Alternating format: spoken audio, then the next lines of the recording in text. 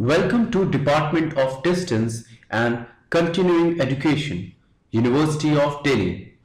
Master of Business Administration MBA.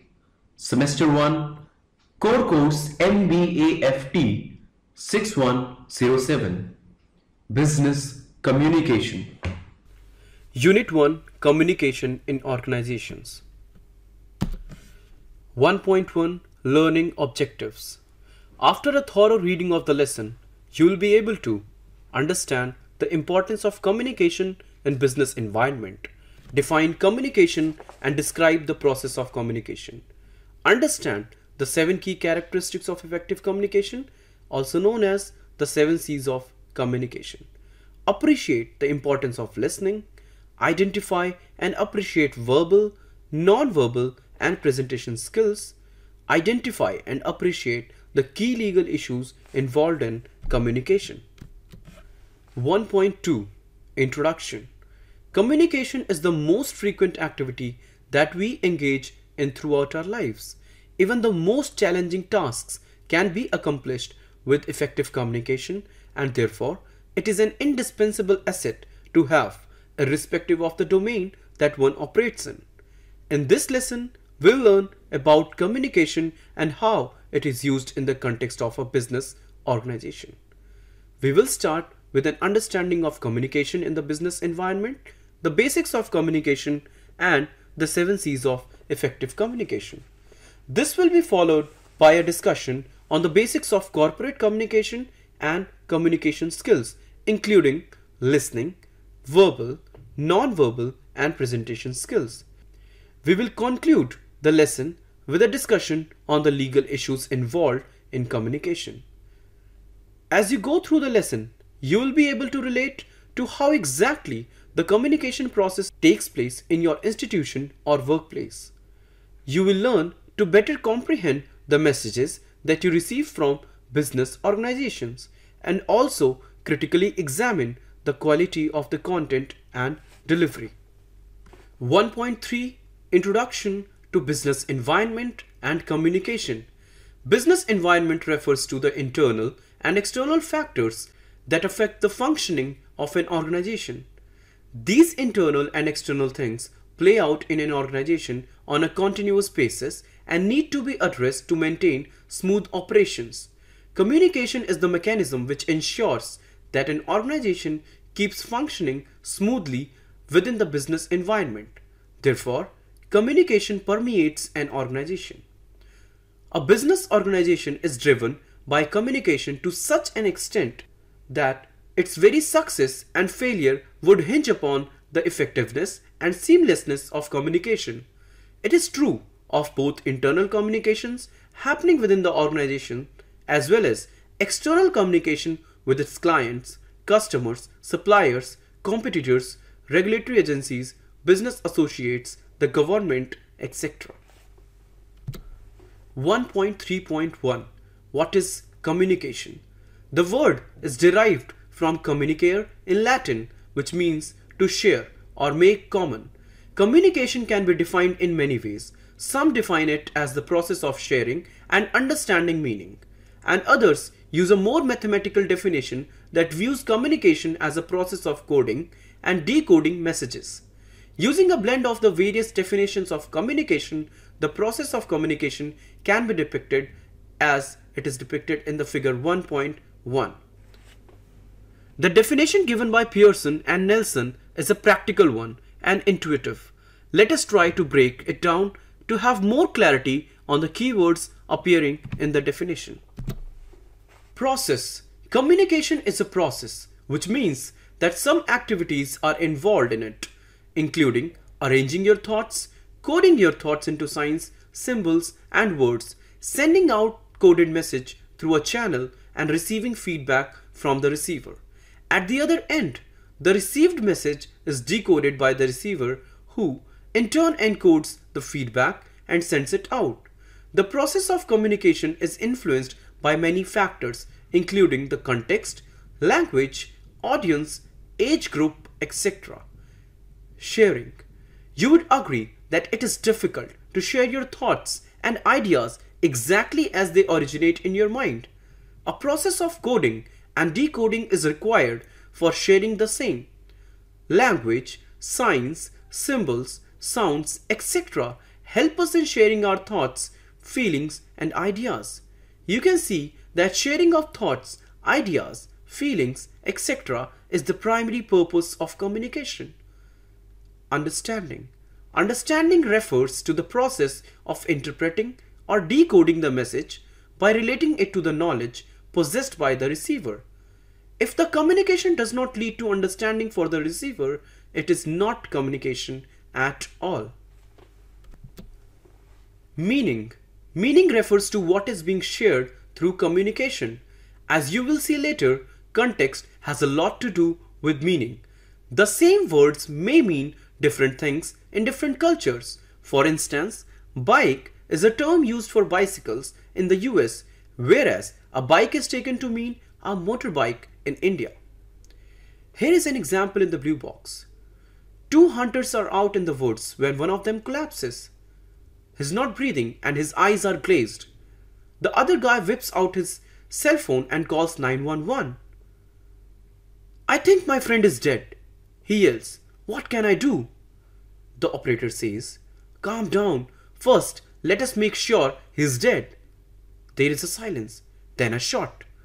Back on the phone, the guy says, "Okay, now what?" The source is Reader's Digest. 1.3.2 Basics of Communication. From the discussion so far, it is clear that the purpose of communication is to exchange ideas, thoughts, and information, express feelings, and to influence. Now, let us list out the components of communication that will help you to develop a deeper understanding of the process. The components can be identified using the mathematical model of communication referred to above and are listed below. Source or sender. Source is where the idea, through, feeling, etc. originates and is coded into a message. So, the sender decides on what to share, how much to share, and how to share. How well the message is articulated will depend on many factors such as the knowledge, level of intellect, language skills, psychological state, level of preparation, etc. of the sender. Message. Message is an embodiment of the idea or thought and the meaning intended to be conveyed to the receiver. The message is codified by using language, signs and symbols, etc., whether spoken, non-verbal or written.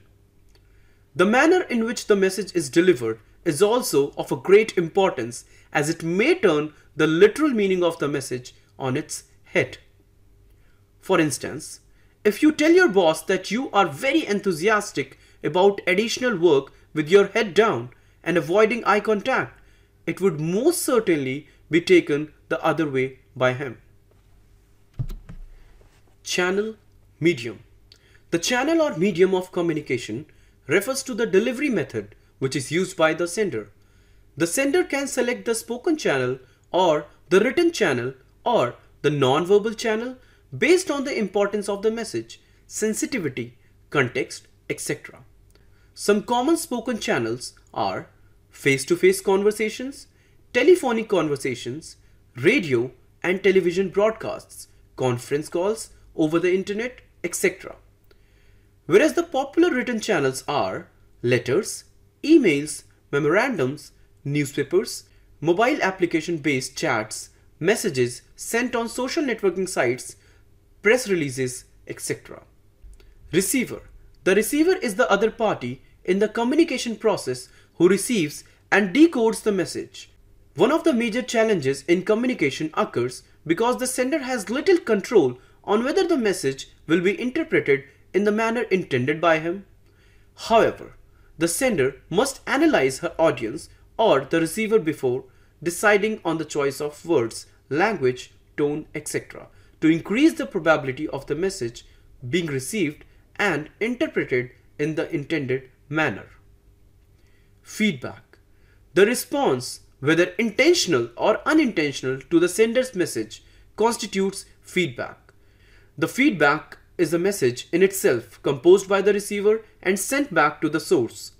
Feedback can be verbal or non-verbal. The feedback tells you how well the meaning of your message was understood by your audience. Therefore, with an increase in feedback, the effectiveness of communication increases. Due to this, feedback is considered to be one of the most critical aspects of communication. Environment. Environment refers to the ambience in which the communication takes place, which can be both physical as well as psychological. For instance, if you are in a modern day cafe that plays loud music, there is no way you can have a serious business negotiation. Therefore, it is important for you as a communicator to decide the place of a communication to ensure that it is effective and successful. Context. The setting, situation, occasion, culture, timing, nature of relationship between the parties, etc. constitutes the context, which is the turf, so to speak, on which the communication takes place. You must remember that communication does not take place in vacuum. There is always a background and variables involved that complicate things in terms of expectations. For instance, if you meet a business associate at a funeral, you will refrain from discussing business in front of the gathering as the social context is inappropriate for it. We can see that the context dominates what people would come to expect from each other and what would be considered appropriate and acceptable behavior. Figure 1.2 depicts the importance of context in communication. Noise. Anything that acts as an obstacle to communication, thereby leading to distortion in the understanding of meaning as intended by the sender, is called noise. Noise can come from various sources, including the sender's psychological state, the ambient environment, and the receiver's perceptive biases, etc. Here are some in-text questions. 1. Which of the following is not a key component of the process of communication? A. Encoding messages. B. Decoding messages. C. Interrupting. D. Feedback. 2. The blanks of communication refers to the delivery method which is used by the sender. A. Sender. B. Receiver. C. Channel/medium. D. Message. 3. Feedback can be both intentional as well as unintentional. True or false? 1.4 7 C's of communication. We communicate with people all the time, whether it is with family, friends, colleagues, clients, and so on. It can hardly be taken for granted. The 7 C's of communication are a set of 7 principles that your communication must follow in order to be effective. You can think of the 7 C's as a checklist of 7 characteristics that your communication or message must possess to communicate successfully. Let us get down to each of these 7 C's and study what they mean. 1. Clear. Your message should be clear without any room for subjective interpretation by the receiver. It means that it should not leave room for your audience to read between the lines and misunderstand. No beating about the bush. Get straight to the point. The best thing to do is to introduce only the bare minimum number of ideas in a sentence.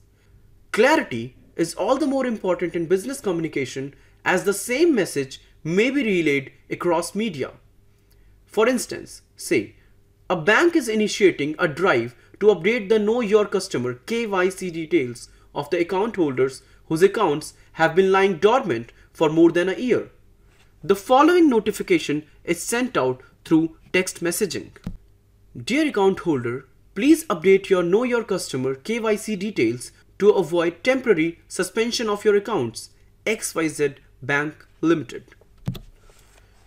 If the message does not indicate that it is meant only for the account holders whose accounts are dormant, the bank will be flooded with calls and branch visits.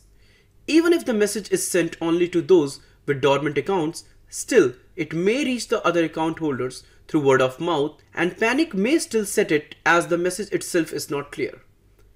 It will not only cause a great inconvenience to the millions of account holders of the bank, but also to the officials of the bank. Therefore, we can see that a lack of clarity in business communication can potentially lead to misunderstanding, unhappy clients, resentment among the employees, and heavy costs for reversing the damage. Concise. The message has to be brief and to the point. However, it should not be at the cost of leaving out important information.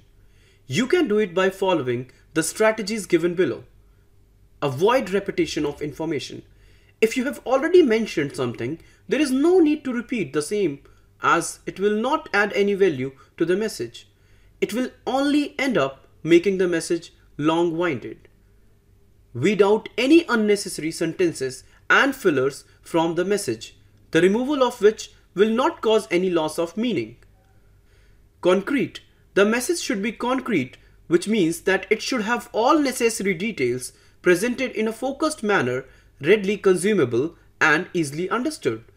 In the other words, the message should be solid in content without compromising on details. There is no room for embellished, flowery language in a concrete message. Figure 1.3 depicts why correctness matters in communication. Next we have correct. The message should be factually correct and free from errors in order to be effective. Correctness implies correct in terms of facts and language. This principle of effective communication is the most obvious and self-explanatory and therefore does not require further elaboration. Next, coherent. The message should be composed in a logical fashion to make it easily comprehensible to the receiver. It is important as the receiver may not have any interest whatsoever in putting together the pieces of information in a poorly composed message. In The Adventure of Wisteria Lodge by Sir Arthur Conan Doyle, Sherlock Holmes gives a very interesting advice to John Scott Eccles, his client in the story, which goes like this. "Come, come, sir," said Holmes, laughing. "You are like my friend, Dr. Watson, who has a bad habit of telling his stories wrong and foremost. Please arrange your thoughts and let me know in their due sequence exactly what those events are which have sent you out unbrushed and unkempt, with dress boot and waistcoat buttoned awry, in search of advice and assistance." This is extracted from the short story The Adventure of Wisteria Lodge by Sir Arthur Conan Doyle. The above advice is a perfect one, as it beautifully addresses the concept of coherence of messages in communication. Complete. The message has to be complete in all respects to convey the intended meaning. This characteristic will ensure minimum follow-up questions. It will also help the receiver swing into required action, if any. For instance, a recruitment notification to be published in newspapers needs to be complete in all respects to enable interested candidates to prepare their applications without the need for any clarifications. Courteous. Your message should be polite and positive, giving due consideration to the receiver. It is important, for it impacts the receptivity of your target audience. A courteous message will always be embraced by the receiver as it is open and candid. Therefore, a conscious effort has to be made to avoid a confrontationist tone and adopt an empathetic tone to be effective while communicating. Here are some in-text questions. Number 4. In order to make your message concise, which strategy will you use? A. Avoid repetition of information. B. Weed out fillers. C. Both A and B. D. None. Number 5. Which of the following is not a part of 7 C's of communication? A. Coordination. B. Courtesy. C. Correctness. D. Coherence. 1.5. Corporate communication. Corporate communication refers to the activity of an organization communicating with its internal and external stakeholders. A business organization functions in a highly dynamic and competitive environment.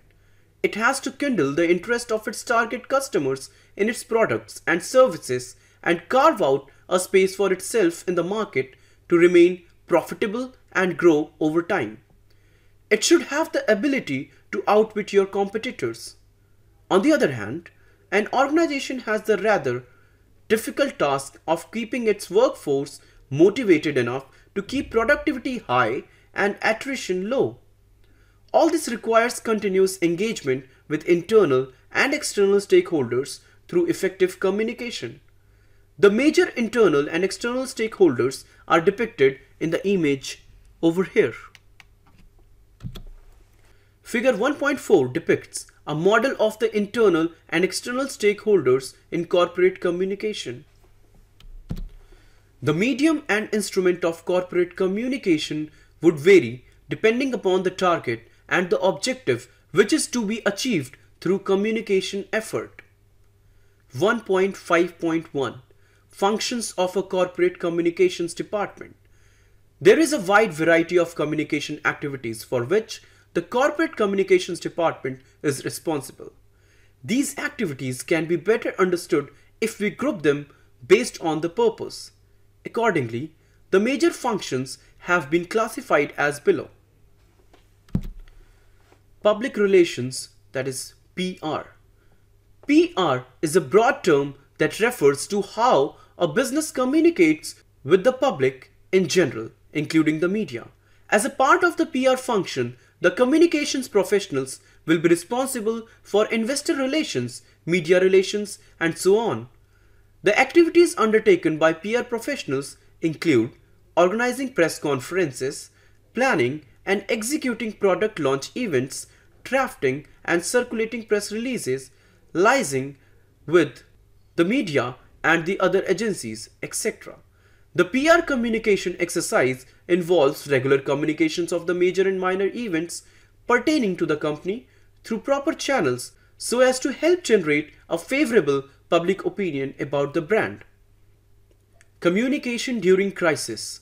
The strategic communication steps that a company takes at the time of a crisis which can potentially damage the reputation and the brand value of the company.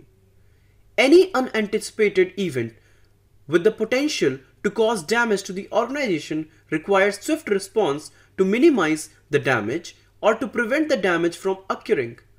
Such unanticipated events include factory or workplace accidents, product defects, oil or chemical spills, frauds involving a company, etc. Here is a case study, a case of duplicate venue booking. A leading exhibition venue provider in India was startled to discover that the halls inside the venue had been leased out to two different event organizers, namely A Limited and B Limited, for the same dates.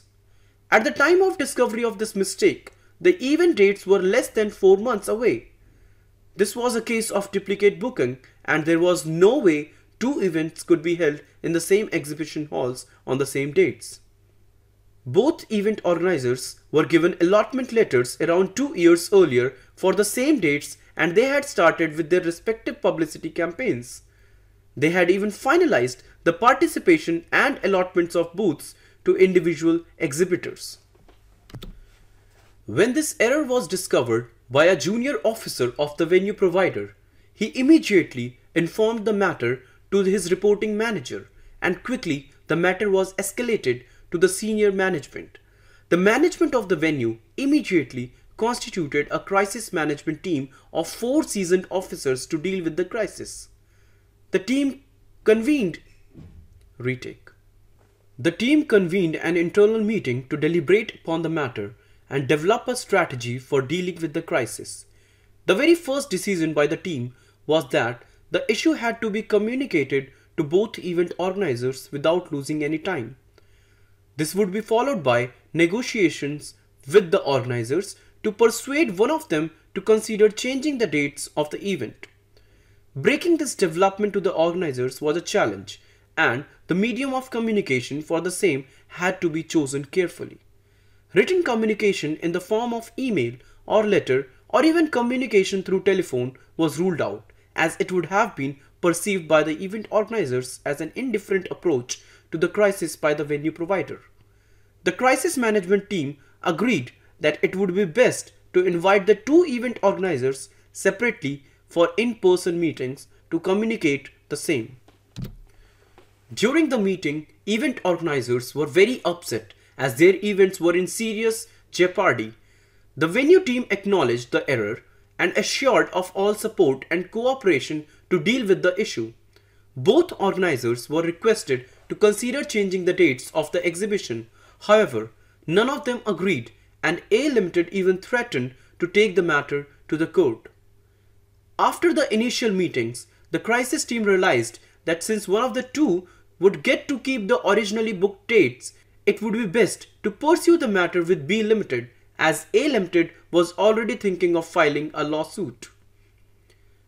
Meanwhile, to prevent the latter from filing a lawsuit, a formal communication was immediately sent by the venue team giving assurance of a swift resolution of the matter. The same day, the crisis team invited B Limited for another meeting to understand if there were any circumstances under which they would consider rescheduling the event. The crisis team had a series of meetings with B Limited at various levels, and it got inkling that the event being organized by B Limited did not have enough participation as expected. The crisis team immediately formulated a strategy and went back to the management to consider offering a 25% discount on the venue rentals to B Limited and becoming a sponsor of the event in return for rescheduling the event. The sponsorship from the venue provider was much valued in the industry. The management empowered the team to negotiate with B Limited on similar lines and to issue a joint statement for rescheduling of the event. With this leverage, the crisis team again communicated in person with the management of B Limited and made the offer. The crisis team also advised that the change of dates of the event can be jointly announced in a press conference by the venue provider and the event organizer. With this kind of support from the venue provider and the offer of joint communication, B Limited realized that it would be much easier to persuade its stakeholders for changing of dates. B Limited was reassured with the gesture of the venue provider to take the onus and ownership of the mistake and support it in a crisis situation. In order to complete the deal and prevent a change of mind by B Limited, the crisis team immediately engaged the legal team of the venue and formalized the legal contract. As soon as the contract was signed, A Limited was informed that their allotment was unchanged and that their cooperation was appreciated.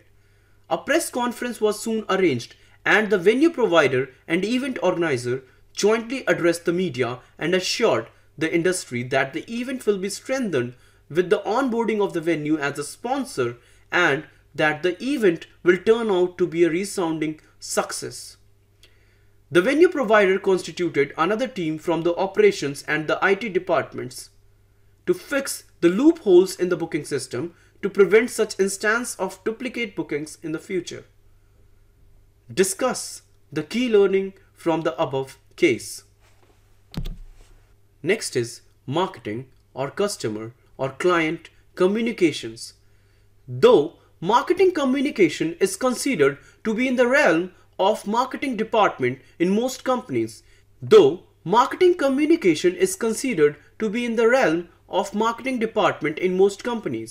corporate communication function does involve engagement with the customers by means of strategic marketing content developed in collaboration with the marketing departments.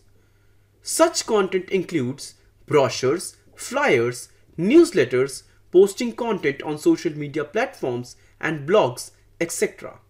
So, it involves directly communicating with your customers and clients to create a favorable image of your brand and instigate desired behavior. Next, internal communication. The role of corporate communication department in internal communication is to sensitize the employees with the latest developments and decisions taken in the company, create literature for use by the employees, conduct training sessions, and manage the internal publications of a company. Internal communication is a small part of the overall corporate communication function, as a majority of the work is focused on communication with the external stakeholders. 1.5.2 Tools of Corporate Communication. The written mode. It is the most commonly used corporate communication strategy and can take the form of reports, both internal and external, press releases, emails, advertisements, editorials, memorandums, notices, website, blogs, and promotional materials. The written mode tends to be more formal and requires careful planning and strategizing before it is released to the intended audience. Next is spoken mode. It consists of press conferences, conference calls, meetings, seminars, symposiums, interviews, panel discussions, televised messages, and television commercials, TVCs, etc. The spoken mode requires a lot more preparation and trained people for execution. Next, non-verbal communication. In the context of corporate communication, non-verbal or non-spoken communication refers to the posting of infographics, photographs, and other such illustrations. Such communication is typically delivered through the digital medium. For instance, an automobile manufacturer posting pictures of its newly launched SUV from an off-roading event is an example of non-spoken communication. Here are some in-text questions. Number 6. In the context of corporate communication, which of the following is not an external stakeholder? A. Shareholder. B. Customer. C. Supplier. D. Regulator. Number 7. Which of the following is not a function of the corporate communications department? A. Public relations. B. Accounting. C. Marketing communications. D. Internal communication. 1.6 Listening skills. In the communication process, listening refers to the act of receiving and interpreting messages sent by the source or sender. You must distinguish between listening and hearing before we proceed further. Hearing is just the ability to perceive sound by means of receiving vibrations through the ears and is confined to your sense of receiving the stimulus of sound. Whereas, listening involves being attentive to what is being communicated and to hear with a conscious mind to interpret the message for a complete understanding of the same. You may note that your mind is constantly active when you are listening to something. Figure 1.5 depicts stages of listening. 1.6.1 Stages of listening. A. Receiving. The first stage involves merely hearing the message of the speaker by focusing on the sounds coming from the source and filtering out the other noises. At this stage, as depicted in the figure above, only your ears are involved. B. Understanding. This is the most critical stage of the listening process, as there are so many factors involved which can potentially distort understanding of the message. It may be due to language issues, differences in knowledge level, use of jargons, etc. C. Remembering. At this stage, you will try to memorize some of the key details mentioned in the message to enable you to engage in the communication process. D. Evaluating. The evaluation stage involves making your value judgment as to the message. Different people will evaluate the same message differently due to the differences in perceptions, biases, knowledge levels, and so on. In the second, third, and fourth stages of listening, the mind is actively involved. E. Feedback. Feedback is the final stage of the listening process and involves codifying your response into a message and sending it to the source. Please note that feedback completes the listening process, and without feedback, listening does not mean much. 1.6.2 Listening skills or listening techniques. The ability of paying attention to what the speaker is saying to effectively interpret and understand the message is known as listening skill. Effective listening skills can be cultivated and learned over time. Some of the techniques used for effective listening are mentioned below. A. Prepare. In case the communication is a planned one with clarity on the agenda, you must prepare yourself for it by reading from various relevant sources to develop a basic understanding of the subject matter. It will equip you to handle the communication better, as you will be in a position to quickly grasp the speaker's messages. B. Pay attention. Give your full attention to the speaker without being distracted by environmental factors and use non-verbal signs to acknowledge that the message is being received. You can do this by maintaining eye contact, nodding occasionally, and adopting an alert posture. C. Do not interrupt. You must not interrupt the speaker, as it would be perceived as being rude and can send out the signal that you do not value what the speaker is saying. The best thing to do is to wait for the speaker to complete and then seek whatever clarification is required. D. Empathize. An effective listener has the quality of being empathetic and considerate towards the speaker. It simply means that you encourage the speaker to share her perspective and then understand the emotions involved. Empathizing with the speaker would invariably have the effect of turning the situation in the positive direction. Ask questions. Asking questions will help the listener to clarify any doubts or gaps in understanding. It will also let the speaker know that you are actually interested in the conversation and act as an encouragement for him. F. Refrain from making premature judgment. A good listener would wait and listen patiently before he has enough evidence to make a judgment call. However, jumping to conclusions too early is a characteristic of a poor listener. The issue with jumping to conclusions too early is that the judgment may be completely incorrect. Besides, it can be potentially risky to jump to conclusions and also unfair to the speaker. G. Feedback. Feedback does two very important things. A. It shows the speaker that you were indeed listening genuinely. And B. It helps improve your understanding of the message in the manner that the speaker intends. In the blue box, here are some commonly used phrases or statements associated with active listening. I see what you mean, or simply, I see. I agree with your assessment, or simply, I agree. You mentioned that. It is encouraging to hear from you about. Citing similar experiences.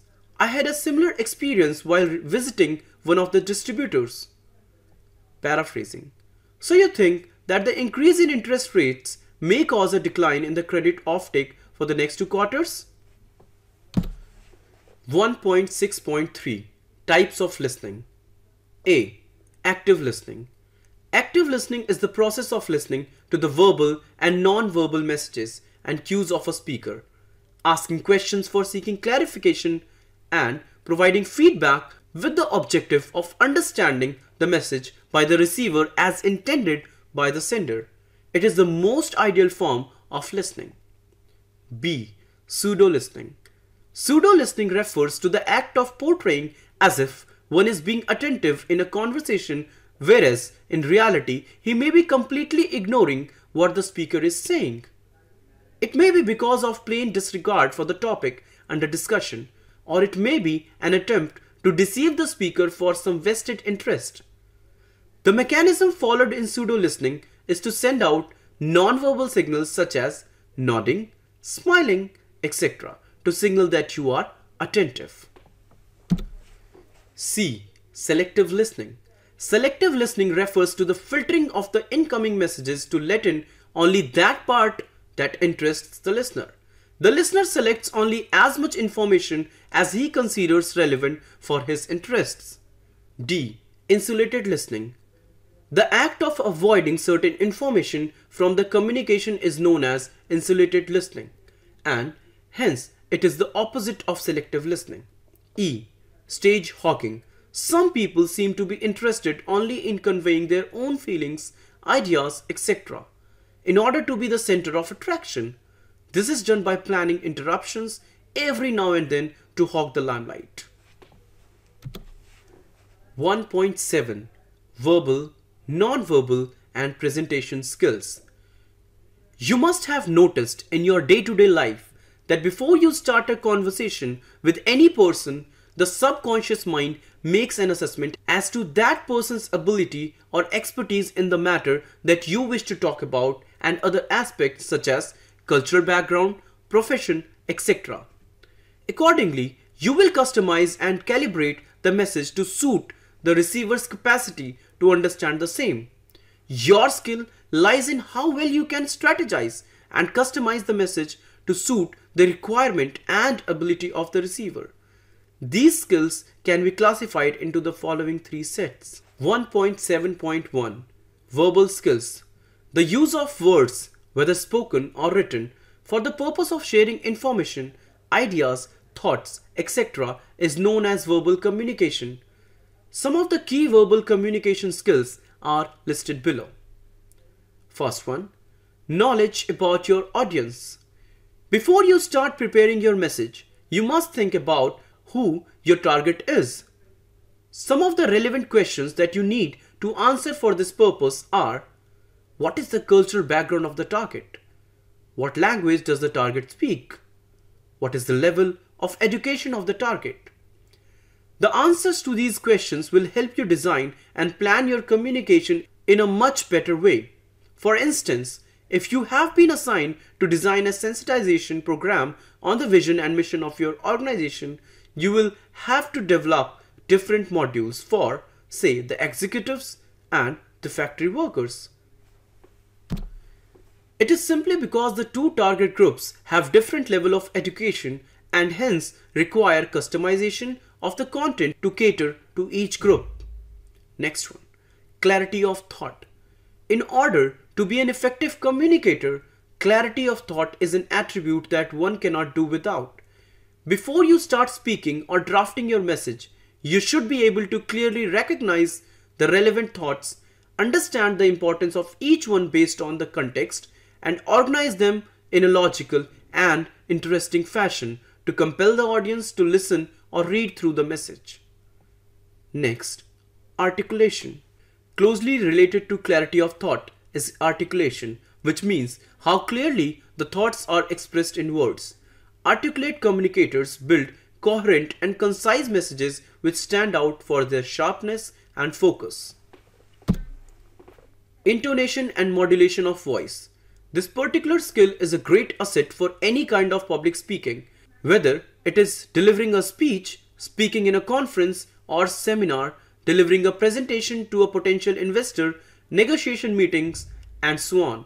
It lends a sort of musical touch to speech and is a treat for the ears. Intonation is a part of pronunciation and includes attributes such as accent, stress, and cadence. Modulation of voice means to control your voice to make it sound louder, emotional, thrilling, dramatic, and so on. Receptivity. Receptiveness is a skill that is essential for the communicator to understand the point of view of the other party and reorient the messages to improve understanding. It means that you have to listen actively to communicate better with your audience. However, receptivity should not be confined to the verbal responses or feedback. In fact, the non-verbal signals are equally important, if not more. The non-verbal signals help you recalibrate your communication to prevent the audience from losing interest. Next is engaging the audience. Very few communicators have the ability to establish a rapport with their audiences. It is actually a difficult skill to master, as every time it will be a different audience and a new setting. Nevertheless, there are many techniques that will help you in connecting with others. Firstly, you have to be genuine and authentic in your communication. Nothing works better than an honest message. Secondly, you must use your body language and gestures to convey that you are open and receptive. You must also read the non-verbal cues of the other party, as it is the best feedback you can receive. Thirdly, sharing experiences with your audience helps you connect with them, as some of them may have had similar experience and will be able to relate to it. 1.7.2 Non-verbal skills. People are quite comfortable when it comes to verbal communication. However, non-verbal communication often takes place at the subconscious level. It is a source of information that tells the observer many important things that even spoken words may not. In this part of the section, we will learn about non-verbal communication skills and how we can interpret them. Let us first look at the types of non-verbal communication. 1.7.2.1 Types and techniques of non-verbal communication. First one, proxemics. It refers to the study of how people think the physical space around them influences their behavior and communication. It should be noted here that people from different cultures perceive and use the space around them differently. Further, there is also marked difference in the way people from different cultures use the space between the persons they communicate with. Other factors that influence personal space include setting, gender, and individual preferences. The space is classified into the following categories. First one, intimate, for embracing, touching, etc. Second, personal, for communicating with friends and family. Third, social, for socializing and communicating with acquaintances. Fourth, public, for public meetings, speeches, etc. Figure 1.6 depicts Edward T. Hall's depiction of interpersonal distances of man. Next is body language. Body language is one of the most important type of non-verbal communication that includes the following. Kinesics. It refers to the use of body or facial expressions to convey messages. The different types of kinesics are given below. First, facial expressions. There are numerous facial expressions that convey some messages or the other. These include smiling, raising eyebrows, winking, etc. Second, gestures. The movements made with the hands and other body parts, including head, fingers, arms and legs, etc., are referred to as gestures. Common gestures include the thumbs up, beckoning gesture, the OK gesture, and so on. You must remember that the same gesture can mean very different things in different cultures. For instance, the OK gesture, which is used in the Western cultures to indicate that something is very good, whereas in the Arab culture, it is a very vulgar gesture. Posture. It refers to the way the body is positioned by a person while communicating with his counterpart or his audience. Postures also convey some meaning. For example, the arm akimbo posture, which is considered as a dominant posture. Oculesics or eye contact. In the field of communications, oculesics refers to the study of eye contact, duration of eye contact, intensity, and eye movement. Again, eye contact has different connotations in different cultures. For instance, in the Western culture, maintaining eye contact is a sign of honesty and showing interest in communication, whereas in Eastern and Oriental cultures, direct eye contact, especially with elders, is considered a sign of disrespect or rudeness. Next is haptics. In some cultures, touching is also a means of expressing one's feelings. For instance, you pat somebody's back to appreciate his or her achievement.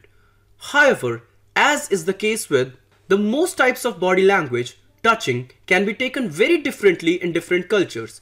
Next, paralanguage. The non-verbal characteristics of spoken messages is known as paralanguage.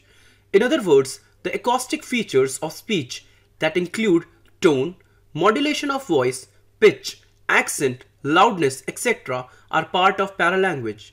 It is also known as prosody.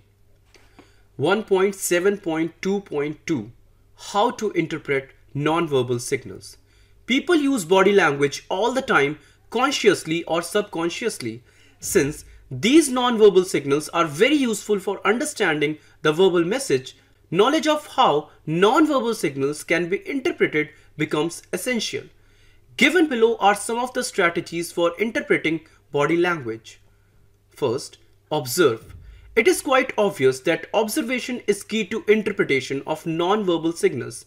It is being reiterated to emphasize that as a communicator, you must develop a habit of keenly observing the postures, gestures, pitch of voice, and so on that will help you get a great deal of insight into the other person's state of mind. Second, track the eye movement. Eye movement and eye contact convey a great deal of information. During a meeting, if your counterpart keeps looking away, it possibly means that the latter may not be interested. Please remember that paying attention to the eye movement should be in a manner that the other person does not feel uncomfortable, because the other person may perceive your constant tracking of his or her eye movement as intrusive or even threatening. Third, observe the posture. The position in which a person is sitting or standing can tell you something about his interest in what is being said. For instance, if a person is standing in a straight posture, it indicates that he is listening and engaged in the conversation. 4. Pay attention to hand gestures. Gestures can be both voluntary and involuntary. For instance, the open palms gesture suggests that the speaker has nothing to hide. Another example is that of clenched hands, which may indicate that the person is under stress or angry. As a skilled reader of body language, you will learn to observe these seemingly unimportant things and utilize them to have a successful engagement. Next, pay attention to facial expressions. Facial expressions are the most commonly used and read non-verbal signals, simply because faces are in focus during any conversation. You will notice facial expressions changing often during a conversation. For example, when people are focused and listening intently, their eyebrows are lowered and centered. Next, observe the legs and feet. You will notice that when people are feeling bored or restless, they tap their feet on the ground. If you see a person sitting with his legs and arms crossed, it indicates that the person may be creating a barrier with the speaker and may not be very receptive. 1.7.3 Presentation skills. Making effective presentations is a skill that is essential for survival in the corporate world. Generating great ideas is simply not good enough unless you are able to present it in a manner that is compelling and persuasive to those who matter. There are two aspects of making great presentations, namely A. Planning and putting together great presentations. B. Delivering the presentation. 1.7.3.1 Features of an effective presentation. Customized content based on the audience. The content should be designed based on the understanding level of the audience. In case the content is too difficult, the audience may not understand anything, and if it is too simple, the audience would not gain anything out of it. Next, brevity. The content has to be crisp and to the point. The length and detail of the presentation would depend largely on the purpose for which the presentation is taking place. You must also avoid cluttering the slides with text and instead use keywords and images that you can elaborate upon. Next, language to match the audience. The selection of language of the presentation has to be in consonance with what the audience would easily understand. The objective is not to make a superfluous masterpiece out of the presentation, but to deliver the point across in an impactful manner. Next, sequencing of information.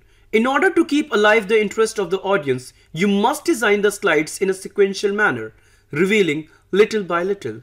This will help the audience digressing to the next idea or thought in the presentation before completing the present one. Next, sprinkle it with appropriate humor. If used in the right manner, humor can help you establish an instant rapport with the audience. Once a rapport is established, it can be a pretty smooth journey afterwards. Last one, delivery. The delivery has to be in a clear and audible voice, with the presenter's body language conveying confidence. The presenter must use voice modulation and intonation to make it appealing to the audience. 1.7.3.2 How to put together an effective presentation. In order to prepare a good presentation, you need to find answers to 5 questions. If you can answer these 5 questions precisely, you can be sure of making an effective presentation. These questions have been discussed below. Who? The question we start with is, who is the target group for whom the presentation is being planned?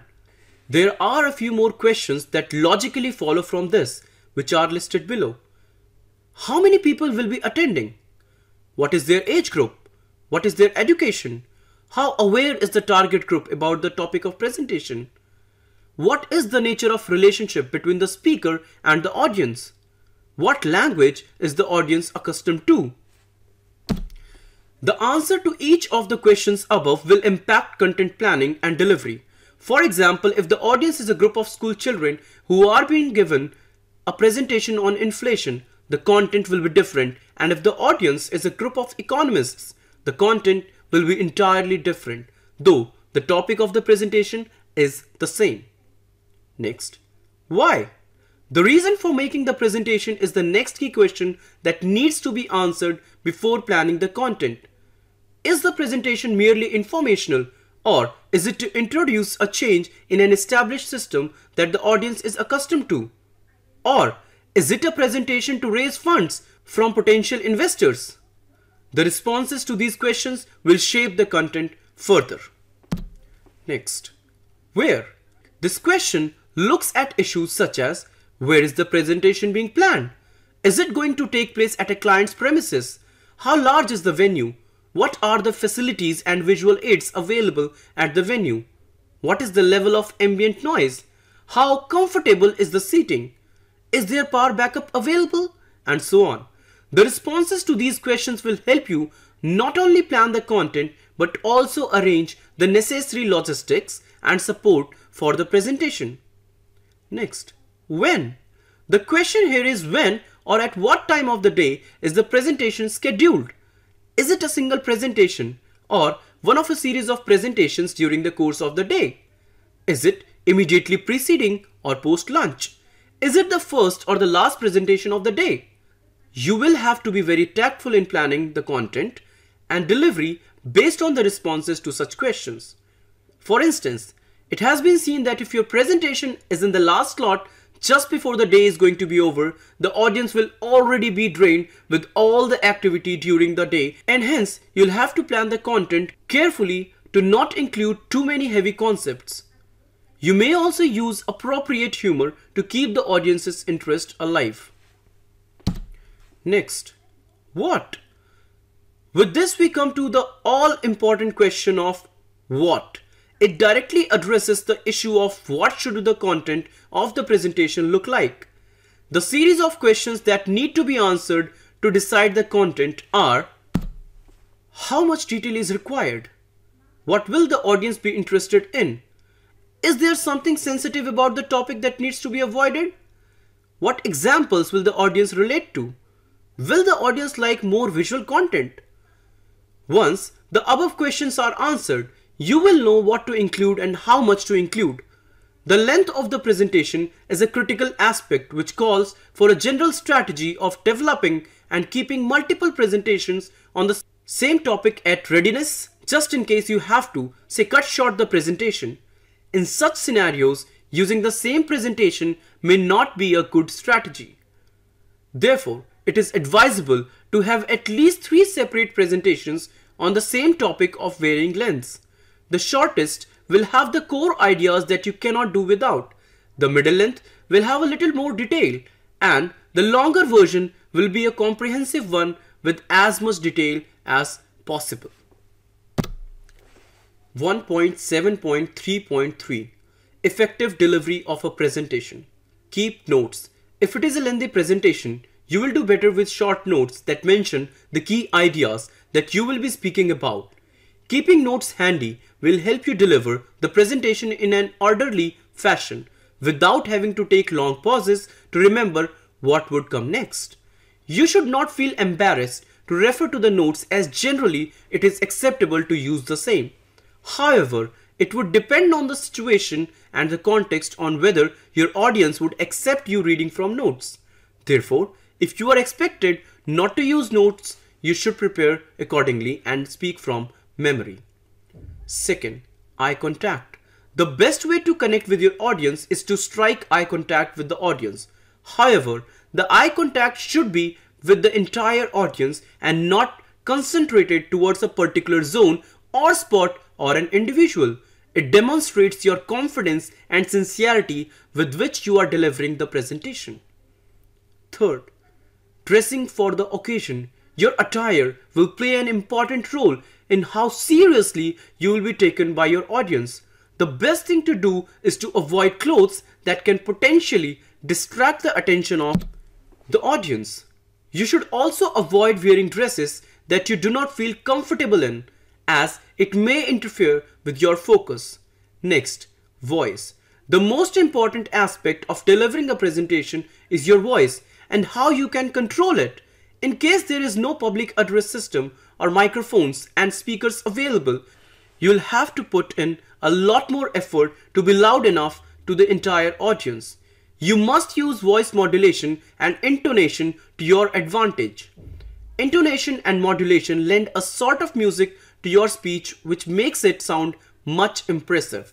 You should think of the presentation as a usual conversation that you have with your colleagues. The presenter's job is to convince people, and therefore he must be convinced of himself. Unless you have conviction in what you are saying, you cannot expect the others to get convinced. Another important aspect is the rate of speech. Do not go too fast, as your audience may have difficulty in understanding your messages. Posture. Your posture during a presentation should be relaxed and composed. There should not be any stiffness in the body, as it would impair your movement and you may not be able to utilize the stage.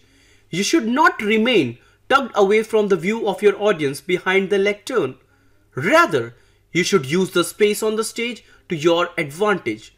Moving around the stage while you deliver the presentation will make you appear confident and comfortable. It will also help you overcome any nervousness that you may experience. Next, gestures. Hand gestures, when used properly and naturally, convey confidence and conviction in what you are communicating. However, overdoing it can often distract the audience and impair understanding. Some things to avoid include keeping your hands inside your trouser pockets, locking them at the back, or folding hands as these are closed, or defensive gestures and are not considered professionally appropriate. 1.8 Legal issues in communication. Organizations communicate with stakeholders on a routine basis. These stakeholders can be internal as well as external, as explained earlier in the lesson. The communication that goes out has to be carefully drafted, as the image and the goodwill of the organization are at stake. In fact, the actions and statements of the employees of an organization may have legal implications. Insensitive and incorrect communication can potentially lead to lawsuits against the company. Litigations can mean huge costs in the terms of money and human resources for businesses. Therefore, an organization must be serious and diligent about the communication that it has with the stakeholders and the public in general. The employees of an organization must be trained to act in an informed and responsible manner. Many aspects of business communication are regulated by law. The enactment of the Right to Information, or RTI Act, and several initiatives in the area of corporate governance have ushered in an era of greater transparency and accessibility. This means that internal documents and records can be produced in the court of law and other such forums. Therefore, a sound understanding of the legal framework is essential for business communication to ensure that all communication passes the check on the parameter of legal appropriateness. let us get down to the various issues involved in different types of communication and how an organization can prevent or minimize legal trouble. A. Marketing communication. There exist several provisions in the law that cover some aspects of marketing communications. In case of advertising, which is a major medium of marketing communication, there is a self-regulation in the form of guidelines for ethical and professional conduct. These guidelines have been codified by self-regulatory organizations such as the Advertising Standards Council of India (ASCI). The guidelines of ASCI are aimed at maintaining legality, decency and truthfulness of advertisements. It ensures that the adverts are in the spirit of fair competitions and not hazardous or malicious in content. Therefore, the crux of the matter is that there should not be any misrepresentation, deception or manipulation of facts in the marketing communications rolled out by a company. B. Disclaimers. Companies must develop suitable product or service disclosures warning about the risks and dangers of misuse in order to get sufficient protection in the event of misuse or misunderstanding by clients or customers. These disclaimers need to be prominently displayed in advertisements, product packaging, and should ideally be a part of the sales pitch. For instance, all toys for children have indication for the age group that it is intended for. The package clearly displays if it is not safe for children below a certain age. You must have noticed the warning at the end of every advertisement of mutual fund, which goes like this: mutual fund investments are subject to market risks. Please read the offer document before investing. It is an example of a disclaimer used by the mutual fund companies from the banking and financial services industry, BFSI. You will also notice that even in the mails that you receive from companies, at the bottom of the email, there is a disclaimer which goes something like this: this communication is for the exclusive use of the intended recipients and shall not attach any liability on the originator. If you are the addressee, the contents of this email are intended for your use only, and it shall not be forwarded to any third party without first obtaining written authorization from the originator. It may contain information which is confidential and legally privileged, and the same shall not be used or dealt with by any third party in any manner whatsoever without the specific consent of the originator. C. Disclosures. Disclosures are made in order to release all relevant information about a particular aspect of business, often as a part of regulatory requirement. Several disclosure requirements are a part of financial reporting standards. You must be aware of the mandatory conflict of interest disclosure requirement for stock market analysts.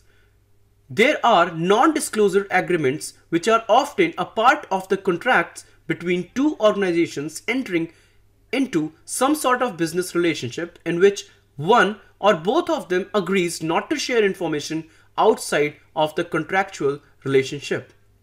D. Financial reporting. Financial reports are one of the most strictly regulated areas of business communication, as it involves presenting of key information about the company to investors, shareholders, regulators, and the public in general.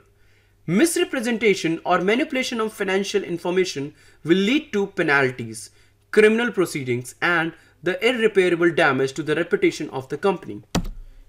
E. Intellectual property rights, or IPR.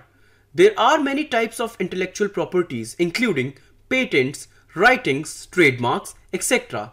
Unauthorized infringement of the intellectual property of others will invite litigation. Organizations have to be very careful in the drafting of their communication material so as not to infringe the intellectual property rights of others, whether willful or innocent. Here are some in-text questions. Number 8. Which of the following refers to the study of eye contact and movement of eyes? A. Proxemics. B. Haptics. C. Facial expression. D. Oculesics. Number 9. Blanks refers to the study of how people think the physical space around them influences their behavior and communication. Number 10. Humor should never be included in presentations as it is unprofessional. True or false? Number 11. Which of the following is not a feature of effective presentations? A. Very comprehensive and detailed. B. Sequenced flow. C. Crisp and to the point. D. Language to match audience. 12th. Which of the following will help in effectively delivering a presentation? A. Use of gestures. B. Maintaining eye contact. C. Intonation and modulation of voice. D. All of these. Number 13. You can interpret non-verbal signals by A. Tracking eye movements.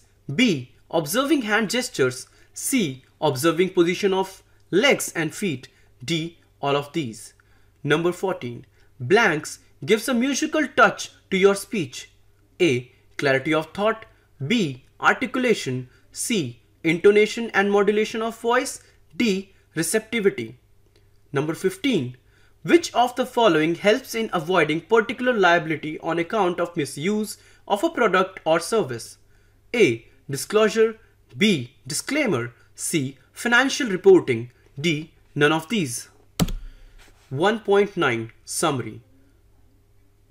Communication is the process of sharing and understanding meaning. The purpose of communication in general is to exchange ideas, thoughts and information, express feelings and to influence.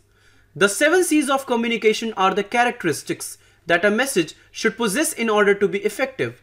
It says that the message should be clear, concise, coherent, concrete, correct, complete and courteous.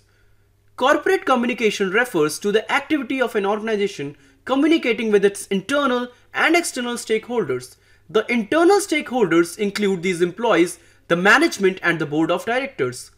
The external stakeholders include customers, suppliers, vendors, governments, regulators, professional bodies, trade associations, etc. The functions of corporate communication include marketing communication, internal communication, public relations, and communication during crisis. Listening is the act of receiving and interpreting messages sent by the sender. Listening is different from hearing. Hearing is the ability to perceive sound and is confined to your sense of receiving the stimulus of sound. On the other hand, listening refers to hearing with a conscious mind to interpret the message for a complete understanding. Many aspects of business communication are regulated by law. The marketing communications and the routine communication that an organization and its employees have with various stakeholders need to be carefully drafted to avoid legal trouble. Thanks for listening.